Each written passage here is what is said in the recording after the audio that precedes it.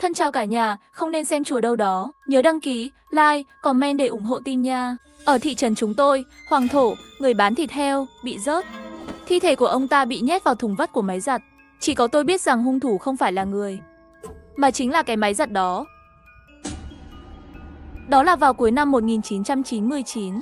Trước khi vụ án mạng xảy ra, tuyết đã rơi dày đặc suốt ngày đêm. Hôm đó, tôi một mình cuộn trong chăn nằm xem tivi. Tôi nhớ rất rõ, tivi đang chiếu bộ phim Hoàn Châu Cách Cách. Tử Vi vừa mới vào cung và gặp Càn Long. Hình ảnh trên tivi bị giật liên tục, rồi một ánh sáng trắng lóe lên. Màn hình tivi tối đen, tôi vội chui khỏi chăn, chuẩn bị đi gõ vào tivi. Ngay lúc đó, một dòng chữ hiện lên trên màn hình. Cẩn thận với đồ điện gia dụng. Nền đen và chữ trắng mờ ảo. Dòng chữ trông đầy vẻ kỳ bí.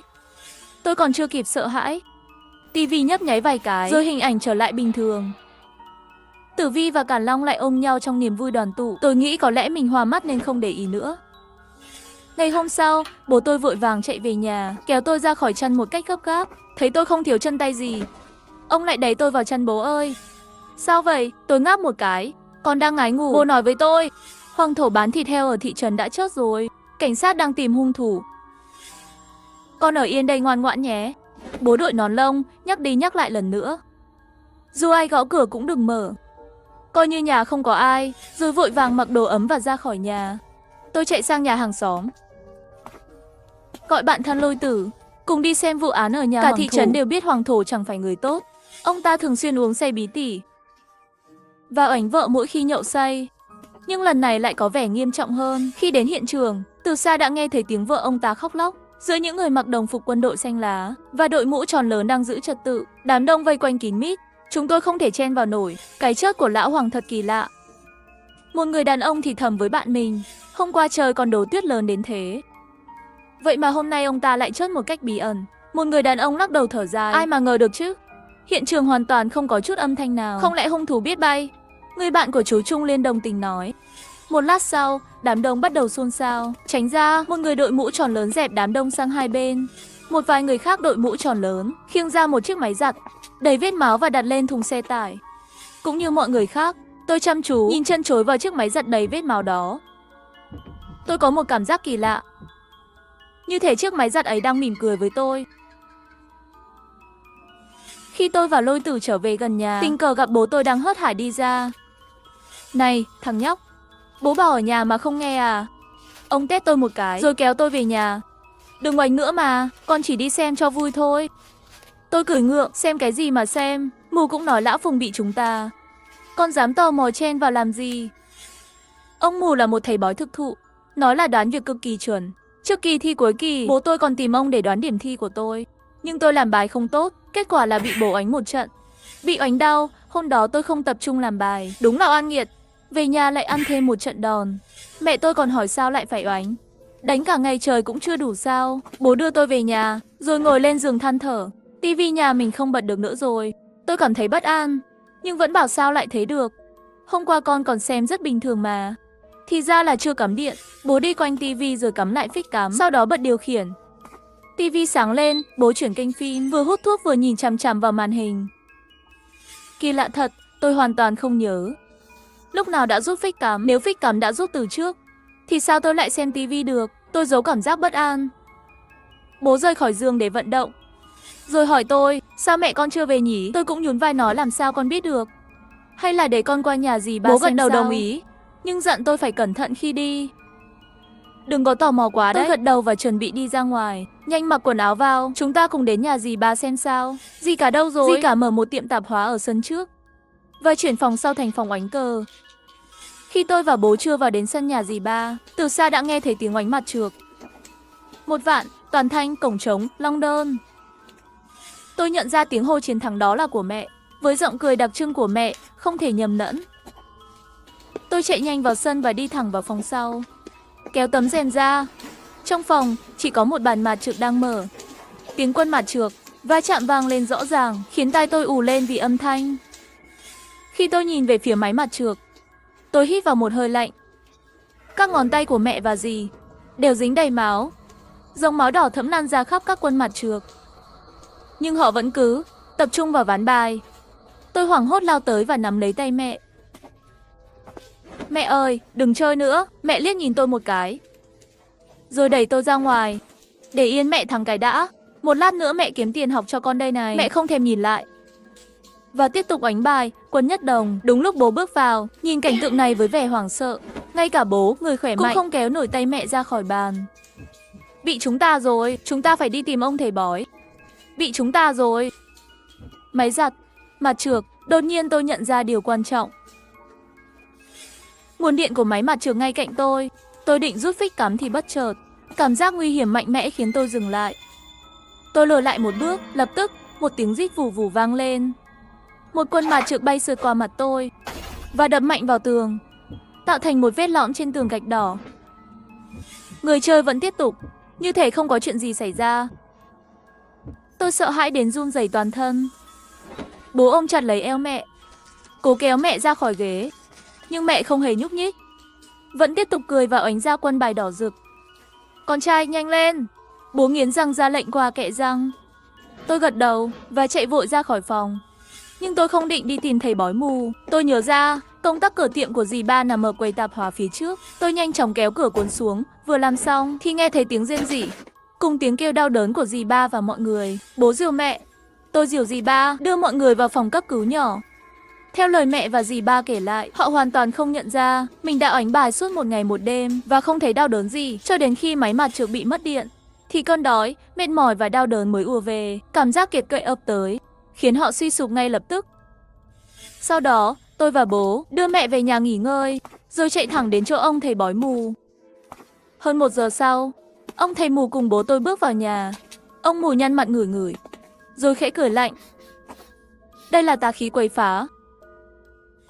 Ông thầy mù bấm đốt tay tính toán một lúc rồi nói. Tà khí đã hại nhà Phùng và giờ lại bám lấy nhà cậu Tiến. Thứ tà ma này thật đáng sợ. Nghe vậy, bố tôi hoảng sợ hỏi, chuyện của vợ tôi có liên quan đến nhà Phùng sao? Bố tôi sợ đến mức suýt quỳ xuống. Ông mù đi quanh phòng, lẩm bẩm đọc thần chú. Tay làm các động tác phức tạp, miệng niệm thiên đình bảo vệ. Thái thượng lão quân, khẩn cấp như luật lệnh. Nhưng trong nhà không có gì xảy ra. Ông mù ngửi mùi, nhăn mũi lại, gãi đầu. Xong rồi, tà khí tạm thời đã rời đi, tôi còn việc khác. Sáng mai tôi quay lại để trừ tà. Sau khi nhận 18 đồng tiền lễ, ông mù vội vã rời đi. Bố mẹ tôi thở phào nhẹ nhõm, cảm thấy bớt lo lắng phần nào. Nhưng bỗng dưng có âm thanh kỳ lạ vang lên. Bố cảnh giác lắng nghe. Một lát sau, ông tìm ra nguồn phát, là chiếc đài radio trên giường. Bố tháo pin ra ngay lập tức, và tiếng kỳ lạ biến mất. Chắc là do tiếp xúc không tốt thôi. Mai sửa lại cho chắc. Sau khi ăn trưa xong, tôi chào mẹ, nói là đi sang nhà Lôi Tử chơi. Lôi Tử đang nằm viết bài tập. Thấy tôi đến, cậu ấy mừng rỡ, giơ gậy nói lại đây anh em mình nói chuyện. Chuyện lão Phùng thật kỳ lạ. Bố cậu có bảo gì thêm về chuyện lão Phùng không? Tôi ngồi xuống cạnh mép giường và kể cho Lôi Tử nghe chuyện về máy mặt trược. Tôi sốt ruột hỏi, giờ phải làm sao đây? Hình như thứ đó đang ám mẹ và dì ba rồi. Không sao đâu, để tôi phân tích đã. Lôi Tử lấy một tờ giấy nháp ra. Giả sử có một thứ gì đó, chúng ta sẽ gọi nó là 10. Rồi sao nữa? Tôi nhìn Lôi Tử đầy hy vọng, mong rằng cậu ấy sẽ tìm ra điều gì đó. Lôi Tử gấp tờ giấy lại thành máy bay. Không được, thông tin quá ít, không thể phân tích được. Tôi tức điên, suýt nữa định đấm cậu ta. Thôi nào, anh bình tĩnh, xem tivi chút đi. Lôi Tử vừa nói vừa mở tivi. Bố tôi đến đồn rồi, hôm nay chắc chắn không về. Tôi chợt nhớ ra, bố Lôi Tử là cảnh sát ở thị trấn. Trên tivi đang chiếu phim Hoàn Châu Cách Cách, thật kỳ lạ, sao lúc nào cũng chiếu phim đó vậy? Tôi thắc mắc hỏi Lôi Tử. Không mà, Hoàn Châu Cách Cách chỉ chiếu trưa thôi, tối thường là Tam Quốc Diễn Nghĩa. Tôi nhìn cậu ấy bối rối thế, tối qua tôi đã xem cái gì nhỉ? Đột nhiên trên màn hình tivi xuất hiện dòng chữ đỏ nguồn chưa cắm, dây nguồn hiện lại đang nhấp nháy. Chúng tôi lại tiếp tục thảo luận và đặt tên cho các sự việc kỳ lạ này là Thời gian ma tivi, sự cố máy giặt sát nhân và sự cố máy mặt trược phá tường. Điểm chung là gì? Cả 3 sự việc đều liên quan đến đồ điện gia dụng. Lôi Tử viết nhanh lên tờ giấy những điểm khác biệt. Mỗi đồ điện có hành xáo khác nhau. Có đồ muốn cứu người, có đồ lại muốn giết người. Cậu nói thêm với vẻ suy tư. Vậy thì kết luận gì được rút ra? Kết luận đầu tiên là một số đồ điện gia dụng có ý thức riêng. Tôi liền nghĩ đến chiếc tivi và tủ lạnh ở nhà và lo lắng hỏi, Lôi Tử, cậu nghĩ sắp tới sẽ có người chết nữa không? Có khả năng đấy. Lôi Tử giả vờ hút điếu thuốc, ra vẻ suy tư. Rồi xem, có thể lão Phùng sẽ gặp chuyện không may. Ngày hôm sau, thầy bói mù cũng gặp chuyện. Khi thầy mù gặp chuyện, bố tôi hoàn toàn sợ hãi. Cả làng đều đồn thổi, người thì bảo có ma quỷ, người thì bảo có oan hồn. Ngoài tôi và Lôi Tử ra, không ai tin rằng đồ điện gia dụng gây ra chuyện. Bố mẹ tôi cũng hoang mang, mà chẳng có chỗ dựa nào nên nghe theo đề nghị của tôi, đem hết đồ điện gia dụng sang nhà Lôi Tử. Rồi bảo Lôi Tử đến ngủ nhà tôi. Giường nhà tôi rộng nên ai nấy đều yên tâm ngủ ngon lành. Tỉnh dậy thì trời đã sáng. Tôi ngồi dậy, ngáp một cái thật dài. Con dậy mau. Tiếng gọi của mẹ vang lên trong phòng. Tôi bật dậy khỏi giường và lảo đảo chạy ra ngoài. Có chuyện gì vậy? Bảo con nhìn đây. Gì thế này? Bố mẹ và Lôi Tử đang dán mắt vào cửa sổ. Nhìn ra sân, tôi đi tới và ghé vào nhìn cùng mọi người. Những ngày gần đấy tuyết rơi dày, sân ngập tuyết trắng xóa. Nhưng bây giờ, tuyết trong sân đã gần như sạch bóng. Chỉ còn lại một người tuyết khổng lồ. Trên cổ cầu tuyết to là một khuôn mặt đầy nụ cười quái đản. Xung quanh là những đồ điện gia dụng như máy hút bụi, gel cạo râu, quạt điện và cả máy khoan điện. Tôi nhìn chằm chằm vào nụ cười của người tuyết, cảm giác quen thuộc đến rợn người. Ăn sáng xong, chúng tôi đến ủy ban thị trấn. Bố tôi quen biết chủ tịch thị trấn từ lâu, nên dễ dàng được vào phòng làm việc. Có chuyện gì vậy ông bạn? Sao mang cả gia đình đến đây thế? Tôi muốn báo cáo chút chuyện liên quan đến cái chết của Phùng và thầy bói mù. Chuyện liên quan đến 2 mạng người. Chủ tịch thị trấn cũng không dám coi nhẹ, nghiêm túc lắng nghe suy đoán của chúng tôi. Nhắc đến vụ nhỏ về người tuyết và đồ điện tối qua, thì đây đã là sự kiện bất thường thứ 5 rồi. Ban đầu chủ tịch nghĩ chúng tôi đang bịa chuyện, nhưng thấy vẻ nghiêm túc của chúng tôi, ông cũng bắt đầu bán tin bán nghi. Để tôi gọi điện xem sao. Chủ tịch thị trấn gọi điện ngay trước mặt chúng tôi, nhưng mới nói vài câu, đầu dây bên kia đã nổi giận và mắng nhiếc. Tôi đứng cách 2 mét mà vẫn nghe rõ. Chủ tịch thị trấn bực bội cúp máy và bảo chúng tôi nghe rồi chứ. Đừng cứ nghĩ mọi thứ liên quan đến tâm linh, hãy tin vào khoa học. Khi nói đến tin vào khoa học, chủ tịch thị trấn nghiến răng đập bàn mạnh. Chiếc máy in trên bàn đột nhiên tự động in ra liên tục. 1 tờ, rồi 2 tờ, 3 tờ. Tổng cộng in ra đến 16 tờ thì máy in mới ngừng lại. Chủ tịch thị trấn nhíu mày cầm sấp giấy lên. Tôi thấy trên đó là những đường nét lạ lùng. Cái này là cái gì? Chủ tịch thị trấn ngạc nhiên rồi hét lên gọi trợ lý. Máy in hỏng rồi. Mang đi sửa ngay. Một nhân viên trẻ đến gõ cửa, ôm máy in và mang ra ngoài. Chủ tịch chỉ ra cửa, ý bảo chúng tôi cũng mau mau rời đi theo. Xin lỗi, cho tôi xem qua mấy tờ giấy này được không? Tôi bỗng có một giả thuyết táo bạo. Chủ tịch thị trấn đưa sắp giấy cho tôi. Tôi chăm chú nhìn rồi ngồi xuống xếp lại. Tờ đầu và tờ thứ 2 ghép lại thành một chữ gỗ. Tờ thứ 3 và tờ thứ 4 cũng ghép thành chữ gỗ. Gỗ thêm gỗ thành chữ rừng. Chẳng mấy chốc, tôi đã xếp được 4 chữ to tin vào khoa học. Chủ tịch thị trấn vớ ngay điện thoại, liên tiếp gọi hàng chục số, nhưng kết quả đều như nhau. Các âm thanh kỳ lạ trả lời rằng về các vấn đề điện gia dụng đều là không thể giải thích được, và liên tục nhắc ông tin vào khoa học.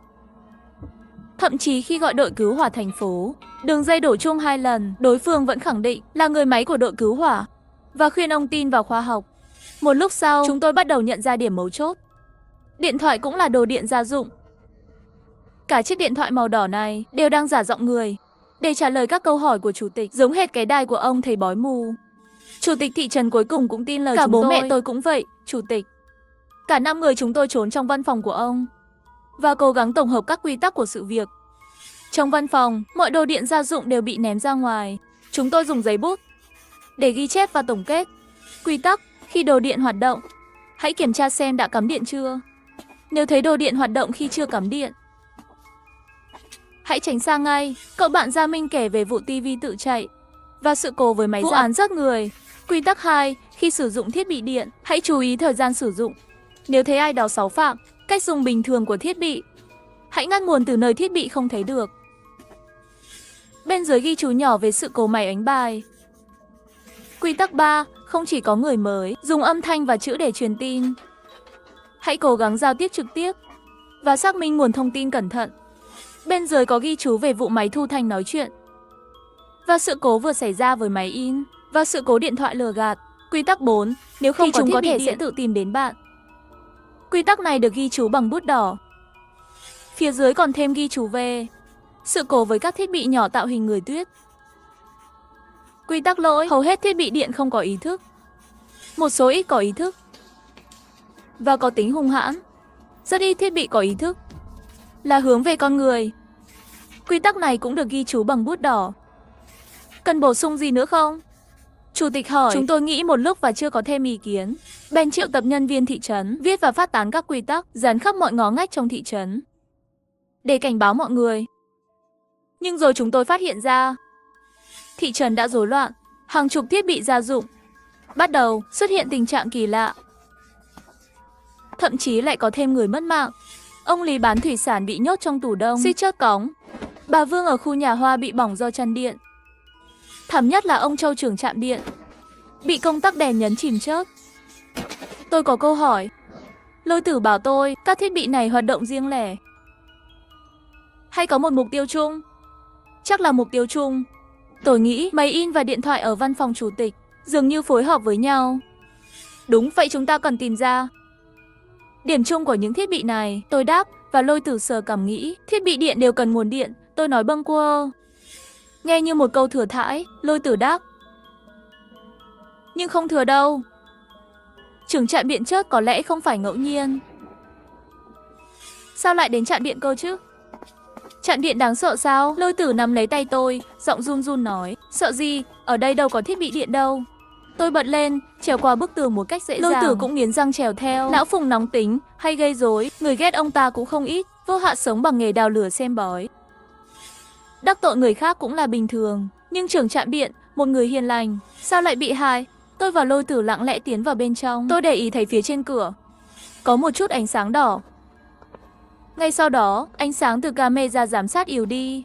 Giây tiếp theo, tôi có cảm giác kỳ lạ như camera đang nháy mắt với tôi. Tôi lấy hết can đảm đi trước, Lôi Tử run rẩy theo sau. Cửa trạm điện đóng chặt, chỉ mở bằng thẻ từ. Tôi định đi vòng quanh, tìm xem có cửa sổ nào chưa khóa không.